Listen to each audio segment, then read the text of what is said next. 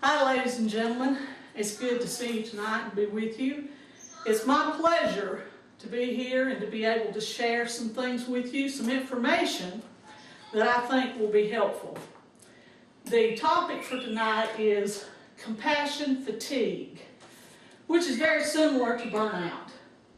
Well, what is that? If you haven't heard the term compassion fatigue before now, it's a type of burnout, but it's the type that hits those in the caregiving professions most often.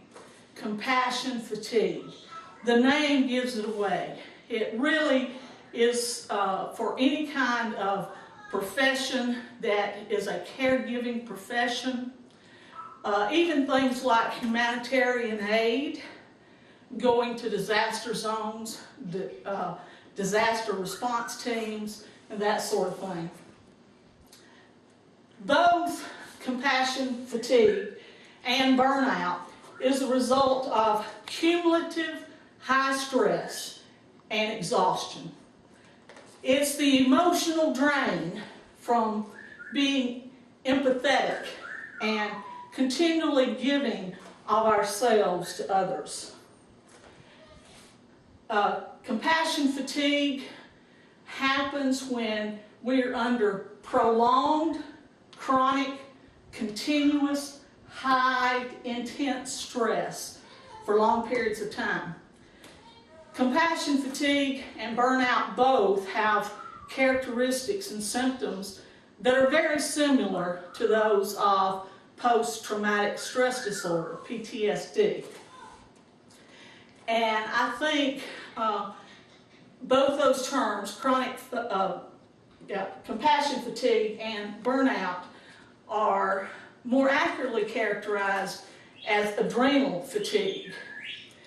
When we are in a stressful situation, our bodies produce an extra amount of adrenaline and other stress hormones like cortisol. And when we're under stress for long periods of time, our bodies are producing high quantities of this adrenaline and cortisol and the other hormones. And then over a period of time, it may just be from the accumulation of the stress over time, or it may be something that happens, an event that causes you to just shut down. And it can be almost in an instant that you just shut down. And in adrenal fatigue, the body no longer produces the adrenaline that it needs and the other hormones. And so it's almost very much like being addicted to something, the adrenaline rush. And if you don't have the right amount of hormones for your body to function at the level that it's been functioning, then everything sort of shuts down. Let's go to our next bit of information.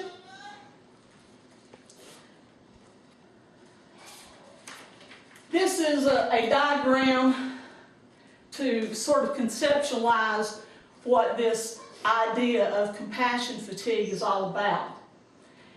In the circle we see that we have compassion fatigue, which results in a loss of self.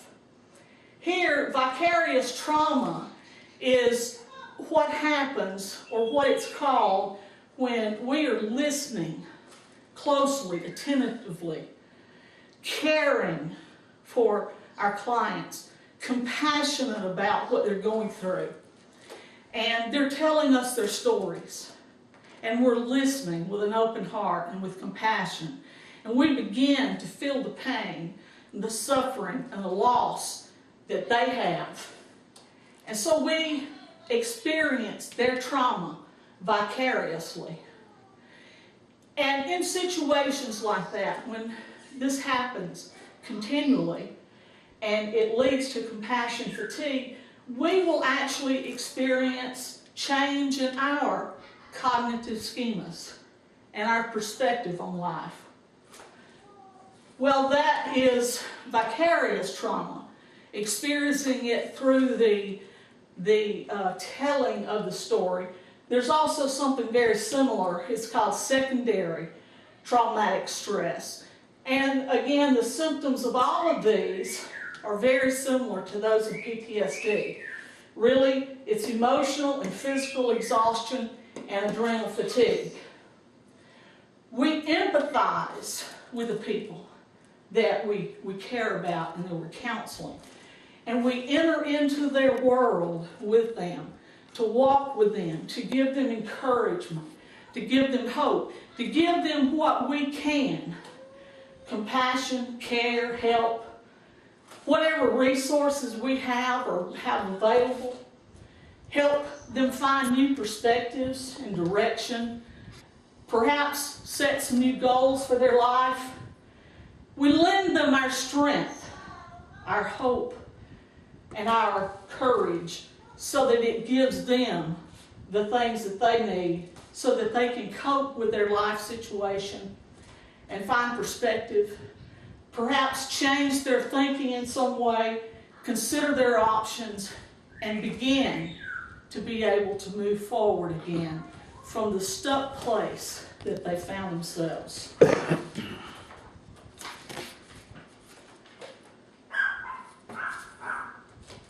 Did anybody look at the clock? Okay. Who is at risk? Well, there goes one paper. Who is at risk for chronic compassion fatigue and burnout? As I mentioned, it's caregivers in general, all types. Those in the counseling professions are some of the most susceptible to these conditions. Those in the nursing and medical professions and other healthcare professions. Family members who give long-term care to their loved one, and it's just a long period of high stress. They also can suffer and experience these conditions of burnout and compassion fatigue. Those who are caring for the elderly and disabled, such as in a group home or a nursing home, where they have to be constantly on alert. They have to be very diligent and comprehensive in the care that they give to the patients. And of course, those that are working in palliative care and dealing with the diseased person as well as their family of those who are dying, that's a particularly traumatic, caring profession that's susceptible to this. Ministers are also susceptible to this, always giving out, and very often not having a place to resupply themselves, to re-energize themselves. As I mentioned earlier, humanitarian aiders, rescue professions, those in the military, they know on a daily basis that they are in extreme danger if they're on the front lines. They could kill or be killed at any moment. So they have to be hyper vigilant. But they're willing to do that for their values, for their country, for their people. But very often, men and women who have gone to the battlefield and experienced the tragedy of war come home with symptoms that are virtually the same as compassion fatigue. It's just called post-traumatic stress disorder. And of course, the same thing is true for those who experience disasters and tragedies, earthquakes, floods, famine, typhoons, you name, there's such a long list of natural disasters that could strike an area at any moment, and one day you're fine and the next day you're experiencing intense tragedy. And it's very difficult in that time to be able to garner the resources that you need to survive that situation, to be able to cope and maybe be able to help someone else. But those who are in it and